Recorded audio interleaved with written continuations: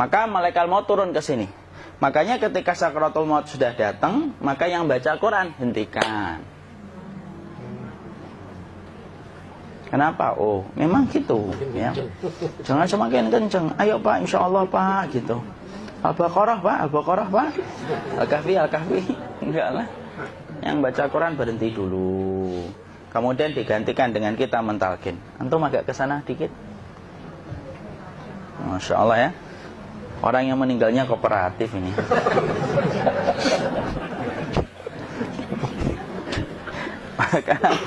maka agak ke sini ya. Maka disunahkan kita untuk mentalkinnya. Nanti ketika mentalkin jangan terlalu sering, jangan terlalu membebani. Jangan terlalu sering itu la ilaha illallah, la ilaha illallah. Tidak gitulah. Berat nanti dia ngerasakan. Di situ Imam Qurtubi juga menyampaikan, jangan terlalu sering karena itu memberatkan dadanya. Jadi ketika mentalkin, saya sampaikan, boleh diganti atau enggak Ustadz? Enggak lah, talkin itu ibadah. Ibadah itu tauqifiyah. Tauqifiyah itu enggak usah diganti.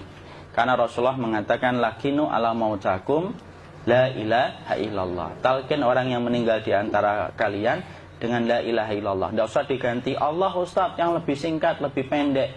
Enggak usah. Subhanallah Ustadz, enggak usah. Kenapa? Karena talqin sudah ditetapkan ucapannya oleh Nabi, begitulah kita mencontohnya. Jadi tidak usah diganti.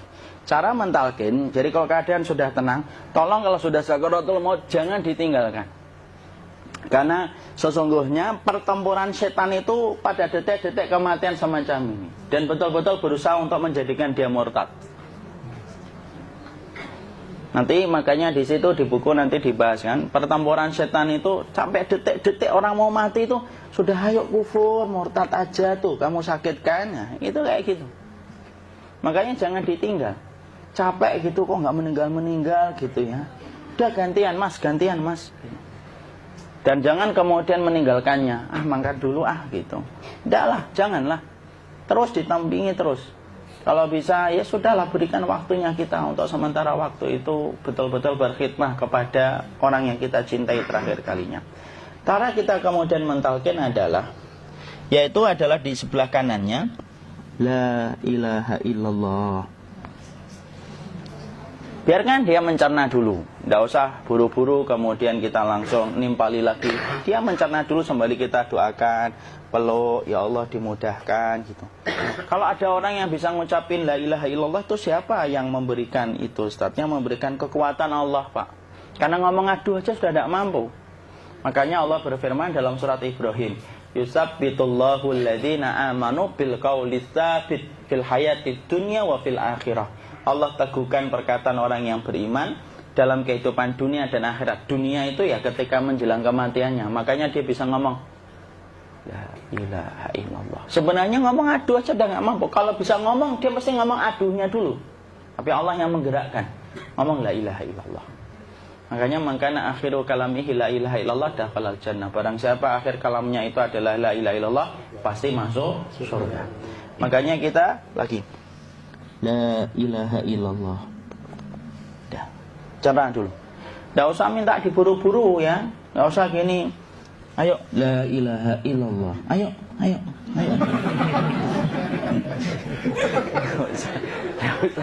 Enggak usah gitu. Ya, biarkan dia pelan-pelan gitu. Ayo tapak, ya Allah capek saya Pak. Enggak usah gitu. Ya ucapkan la ilaha illallah. Kemudian dia mencerna. Lalu kalau dia sudah mengatakan, antum mengatakan la ilaha illallah. Nah, kalau sudah mengatakan la ilaha illallah, berarti sudah. Tidak usah ditalkin lagi, tidak usah. Belum meninggal juga Ustaz? Tidak apa-apa, biarin aja. Dia di situ aja. Kecuali dia ngomong lagi dan gak usah diajak ngomong alhamdulillah ya Pak, ya Allah gitu. Terus dia jawab alhamdulillah ya.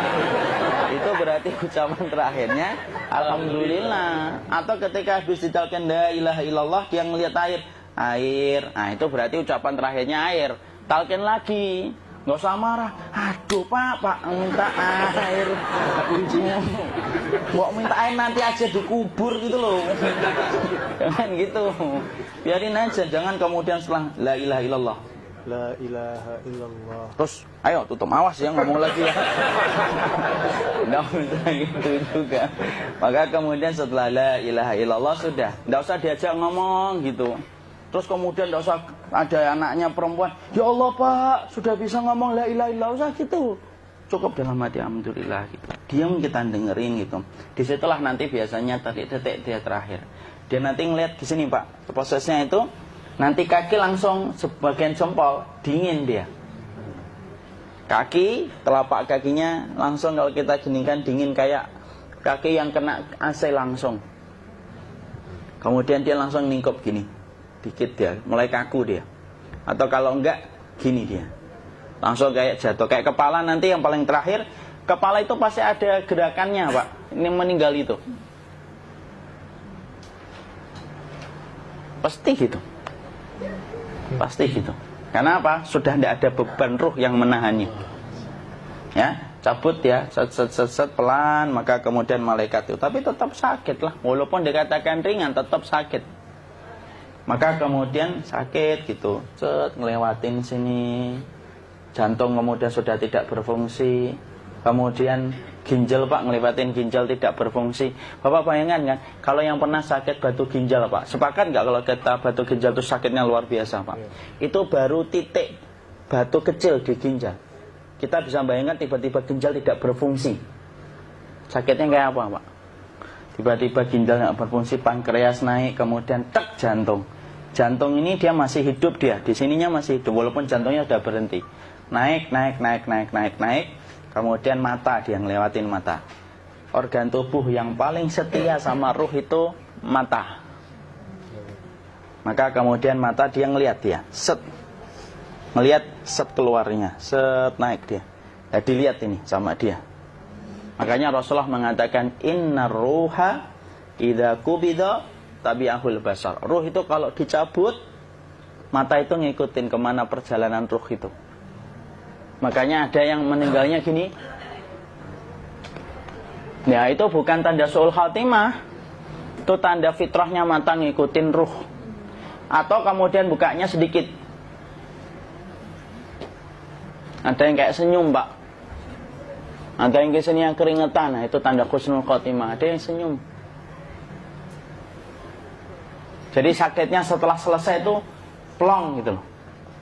Makanya kemudian ada yang tersenyum. Maka itu tanda. Kalau kita ngelihat orang yang membuka mata kayak gini, tidak usah takut. Cepat-cepat kemudian kita nanti tutup. Biasanya kalau terlalu lama, itulah yang menjadikan ini tidak bisa ditutup. Makanya harus pakai kapas akhirnya. Karena apa? Karena pas meninggal nggak langsung ditutup. Biasanya karena perawat takut, dokternya juga nggak tahu itu, dibiarin itu. Makanya ada beberapa mata yang ditutup pakai tensoplas kan? Sebenarnya kalau langsung bisa nutup dia, fitrahnya nutup mata itu. Jadi kemudian kita baca Allahumma firlahu warhamhu wa'afihi wa'fuanhu atau bismillah wassalatu wassalamu ala rasulillah, tutup. Bismillah. Tidak usah takut. Kecuali buka lagi ya, ini baru kita kabur bareng. Kalau buka lagi Pak, Insya Allah Pak, ya Allah ya kita kabur bareng-bareng Pak. Diusap Pak, diusap gini. Enggak disenggol gini enggak. Begini kan, sudah meninggal dunia. Tangan boleh begini, boleh diluruskan, enggak ada ketentuannya. Boleh gini, boleh kemudian lurus. Nggak usah disalahin kalau ada yang lurus. Lu itu tangannya gimana sih? Posisikan kayak sholat. Nggak ada perintah kayak gitu. Jadi kemudian dikondisikan saja. Terus maka kemudian dipijit-pijit, akiknya dikeluarin, kemudian jamnya dilepas, gigi palsunya dilepas kalau ada, ya. Kemudian apa setelah itu? Coba buku.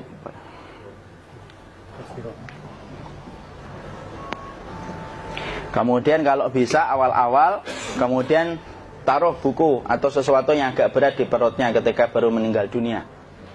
Kenapa kemudian ditaruh kayak gini? Bukan apa-apa, supaya membantu sisa-sisa pencernaan dia untuk keluar. Nanti Pak, biasanya kalau kita taruh agak yang berat gini, atau kemudian kita gini-gini kan, ini udah makan belum Maki? Udah makan belum makan kok udah gede ya? Maka pencet-pencet kayak gini biasanya nanti ketika dimandikan, nah pas dimandikan diginikan saja. Nah ini dia sudah keluar di belakang, dia gini, terus nanti keluar dia. Nah ini keluar langsung di belakangnya. Dan memperlakukan orang kalau sudah meninggal dunia itu yang lembut gitu. Kenapa? Inna kasra admil mayyiti kakasri admil hayyi. Mematahkan tulangnya ketika orang sudah meninggal dunia itu lebih dia rasakan sakit ketika mati daripada ketika masih hidup. Tuh Islam itu sampai sama orang mukmin itu kalau sudah meninggal aja sampai selembut itu. Kok hidup kasar itu kebangetan dia jadi orang itu. Mau sampai orang mati itu kemudian disuruh yang lembut, kalau ada aib disuruh nutup, tidak boleh diceritain. Misalkan di belakangnya beliau ini ada tompel, gagah-gagah tompelnya gede gitu, tidak boleh cerita. Masya Allah loh, sampai segitunya sunnah itu ngajarin kita untuk nutup aib. Kalau ada orang belajar sunnah sukanya buka aib, nyari-nyari kesalahan orang, sunnah yang mana dia pelajari itu saya bingung. Makanya kemudian gini, setelah selesai maka kemudian tutup dengan kain. Maaf ya, ya. Ya. Nanti kalau nggak kuat napas ngomong ya. Maka ditutup kayak gini, ditempatkan kemudian jangan di tanah tapi di atas dipan. Karena apa? Syekh Abu Malik Kamal Said Salim dalam Sahih Fikih Sunnah menyampaikan supaya tidak cepat busuk. Dia taruh di atas. Kemudian ditutup pakai kain apa saja, ya, sembari nanti kita mempersiapkan tempat mandinya, tempat kafannya dan yang lain sebagainya. Maka kemudian kalau ada yang datang boleh dibuka. Kemudian kita mencium ininya apa? Kemudian keningnya.